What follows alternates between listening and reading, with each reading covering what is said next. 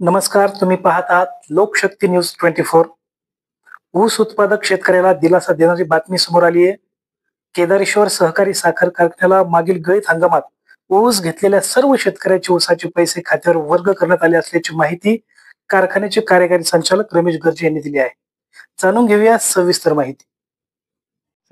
नमस्कार, मी रमेश मारुती गर्जे, कार्यकारी संचालक संघर्ष योद्धा बबनराव ढाकणे, केदारेश्वर सहकारी साखर कारखाना लिमिटेड, बोदेगाव.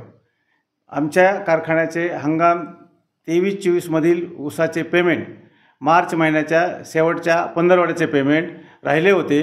तर ते पेमेंट आम्ही दिवाळीपूर्वी 50% ऊस उत्पादकांच्या शेतकऱ्यांच्या बँकेत जमा केले होते व आज रोजी दिनांक 16 नोव्हेंबर 2024 शनिवारी आज दुपारी ऊसाचे राहिलेले उर्वरित संपूर्ण पेमेंट शेतकऱ्यांच्या बँक खात्यावर जमा केलेले आहे.